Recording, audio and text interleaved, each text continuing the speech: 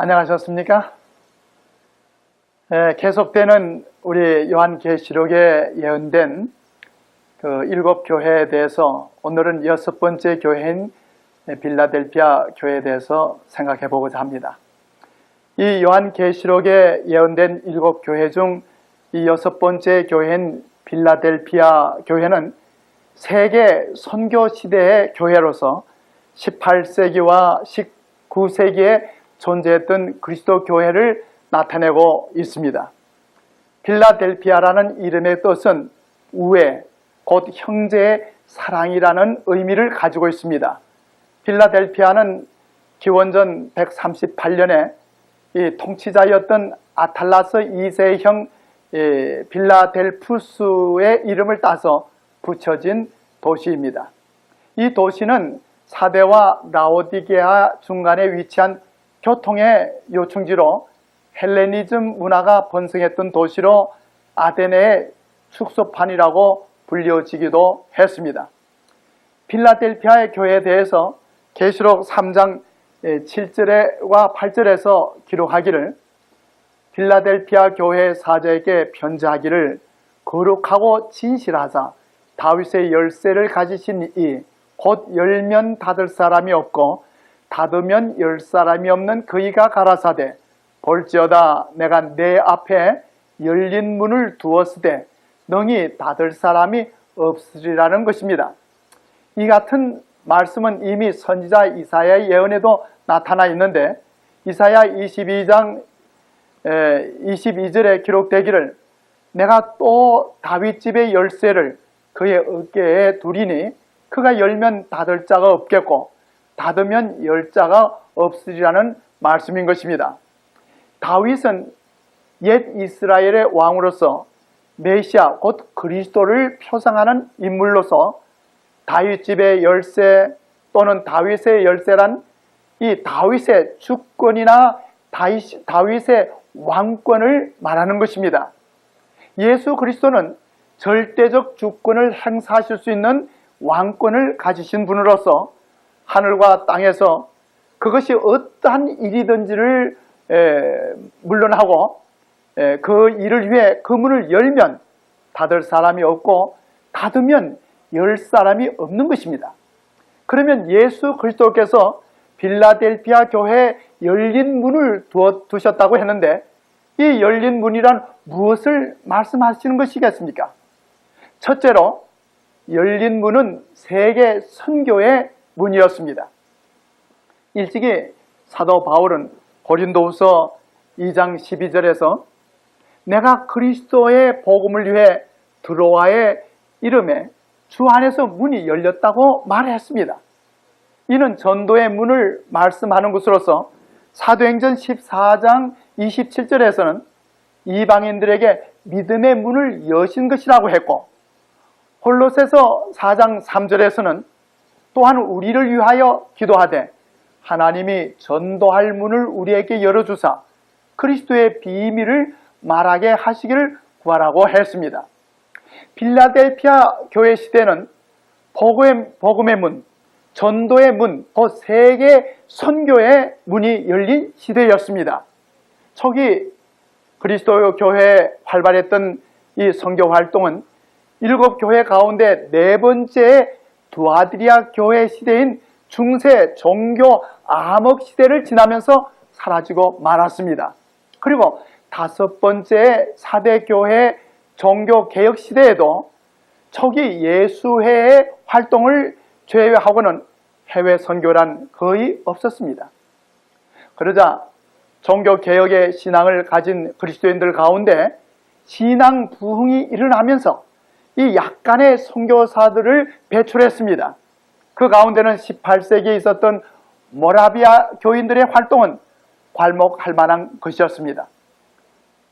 그리고 영국에서는 존 웨슬리가 경건의 부흥을 일으켰고 세계는 나의 교구이다라고 말하면서 외방 선교를 시작했습니다. 이러한 복음 전도 운동은 18세기 초엽 현대 세계 선교 시대에 대한 서곡이 되었던 것입니다. 1792년에 영국의 침례 교회에서 선교회가 조직됐습니다. 그 이듬해인 1793년에 윌리엄 캐리가 인도로 파견되었습니다.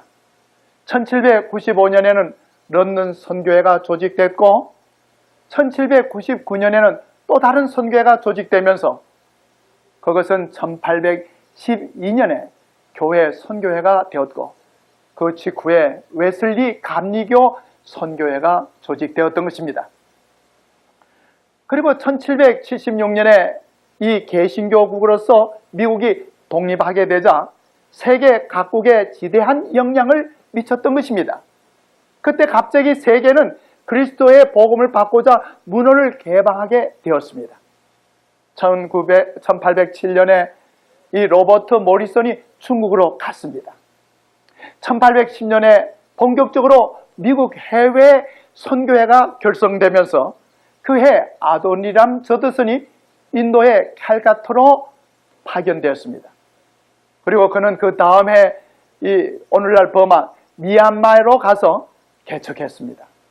1814년에 미국 침례 선교회가 조직되었으며 1817년에 로버트 모펫은 아프리카로 갔습니다. 이 장로교 해외 선교위원회는 1837년에 결성되었고 1841년에는 데이비드 리빙스턴도 아프리카로 가서 복음을 전했습니다. 1816년에는 미국 성서공회가 세워졌습니다. 특별히 세계 선교 역사 가운데 한 신뢰를 본다면 이 세계 선교사라고 불려지는 조셉 월프가 1821년으로부터 1845년까지 24년간 세계 선교 활동을 했습니다. 그는 아프리카의 에집트와 아비시나와 아시아의 팔레스타인, 시리아, 페르시아, 보카라, 또 인도 등의 여러 나라로 나아가 외방 선교를 했습니다. 그는 북미 합중국에도 와서 전도를 했습니다. 그는 1837년 8월에 뉴욕에서 설교를 했고 나아가서 필라델피아와 볼티모어에서도 설교했습니다. 마지막으로 워싱턴까지 가서 설교를 했습니다. 그는 한 의회에서 전 대통령 존 퀸스 애덤스 씨가 제의한 동의회에서 국회의사당에서 설교를 하도록 만장일치로 가결되었습니다. 그리하여 그는 전체 의원과 이 버지니아의 감독과 성직자들과 이 워싱턴 시민들이 참석한 데서 강연하는 영광을 누렸고 또 그와 같은 영광을 이 뉴저지주와 펜실베니아 주에서도 주어졌던 것입니다. 그러므로 세계 선교 시대 교회로 상징된 이 필라델피아 교회의 열린 문은 바로 세계 선교의 문이었던 것입니다. 그리고 또한 이 필라델피아 교회의 열린 문은 하늘의 문이 열렸습니다. 요한은 계시 중에 열린 하늘 문을 보았습니다.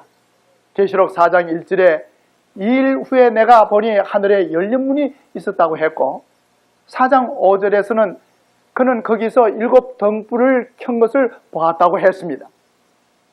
계시록 8장 3절에서는 한 천사가 금 향로를 가지고 많은 향을 받고 모든 성도의 기도들과 합하여 보좌와 앞 금단에 놓는 것을 보았습니다.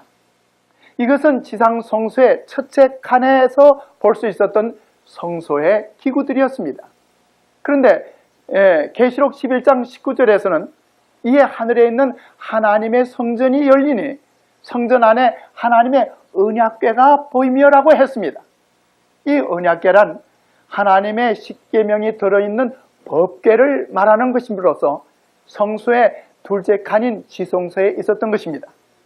그러므로 열린 하늘 성소는 지상 성소와 마찬가지로 두 칸으로 되어 있었으며 필라델피아 교회 시대에 열린 하늘문이란 바로 하늘 지성소의 문을 가리키는 것이며 이는 예수 그리스도께서 하늘의 대제사장으로서 지성소 봉사를 행하시는 것을 나타내는 것입니다.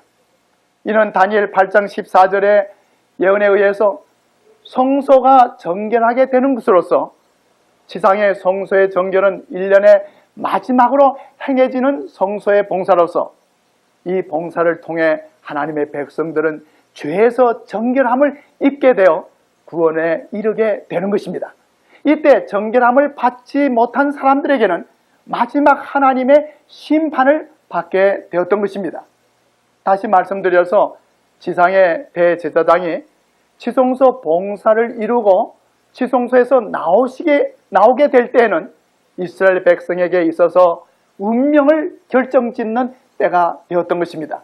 그리하여 계시록 19장 11절에는 요한이 열린 하늘문을 통해서 그리스도께서 재림하여 심판을 베푸시는 것을 보고 기록하기를, 또 내가 하늘이 열린 것을 보니 보라, 백마와 탄자가 있으니 그 이름은 충신과 진실이라.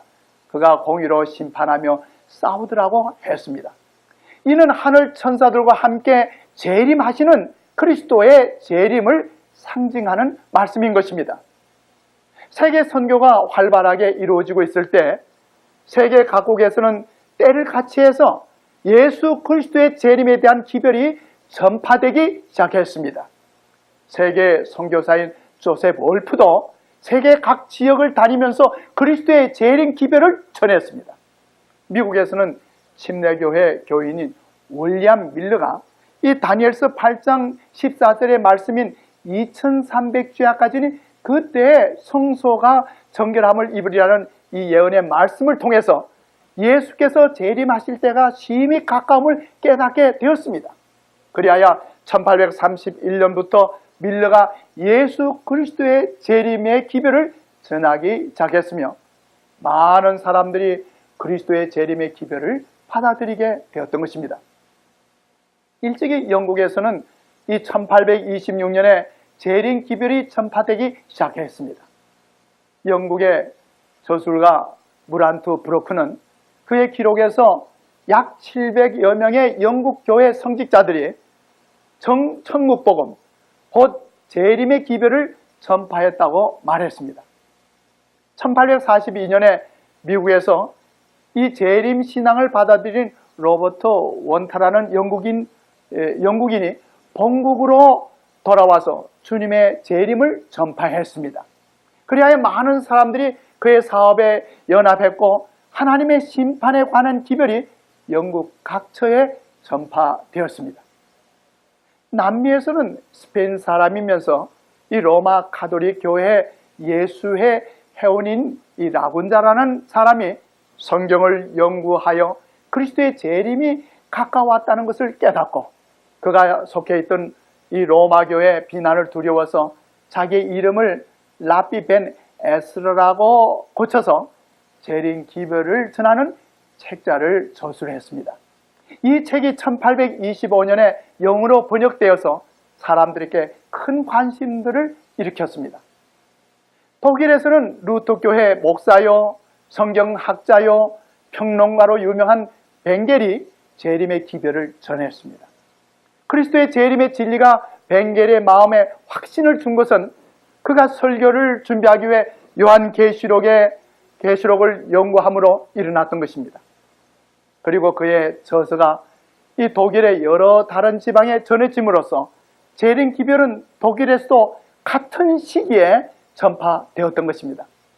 재림 기별은 프랑스와 스위스에서도 가우센에 의해 전파되었습니다. 가우센도 성경의 예언을 연구하는 중에 주님의 재림이 절박했다는 것을 확신하게 되었습니다. 그리고 가우센은 교육자였으며 신학교회 교수로서 이 프랑스어를 말하는 교회들에게 성경 이 예언서의 연구를 장려할 것을 목적으로 그가 가르친 내용을 책으로 출판을 했습니다. 그 책의 서문에서 그는 다음같이 말했습니다. 나는 할 수 있는 대로 우리 신자들에게 예언의 지식을 가르쳐 주려고 크게 열망한다.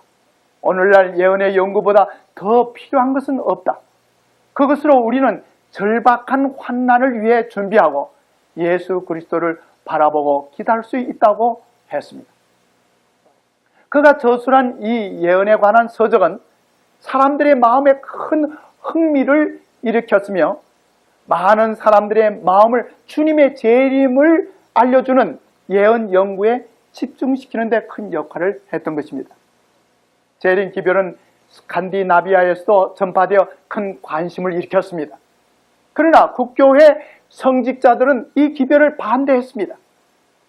그들의 영향으로 재림 기별을 전하던 사람들이 투옥당하게 되자 이번에는 여러 곳에서 어린 아이들이 일어나서 기적적으로 이 재림 기별을 전파했습니다. 그들은 어린 아이들이었기 때문에 국법으로 처벌을 받지는 않았습니다. 그들 가운데는 6살 내지 8살 난 어린 아이들도 있었습니다. 시편 8편 2절에서 주께서는 어린아이의 입으로 말미암아 권능을 세우시겠다는 말씀대로 저들 어린이들은 백성들의 죄를 책망하고 또 장차 임할 하나님의 진노에서 신속히 피하라고 엄숙히 경고했고 사람들은 그 말을 듣고 떨었습니다. 그런데 이러한 일들로 말미암아 어린이들이 이 중부 스웨덴에 있는 중세기의 웨레브르 성에서 신문을 받기도 했습니다. 필라델피아 교회에 보내는 기별 가운데 이 계시록 3장 8절에 보면 칭찬하시기를 내가 힘은 적으나 내 말을 지키며 내 이름을 모른다고 하지 않았다고 말씀하셨습니다.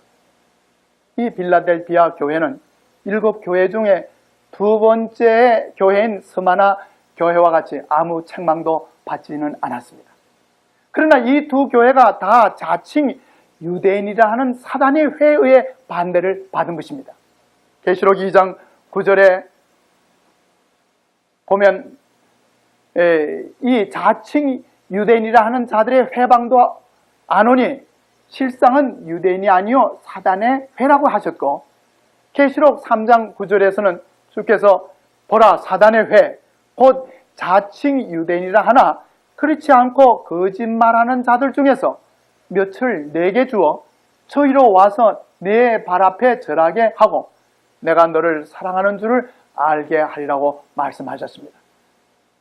이는 참된 재림 기별이 거짓된 그리스도 교회 무리들로부터 비방을 받게 된다는 말씀입니다.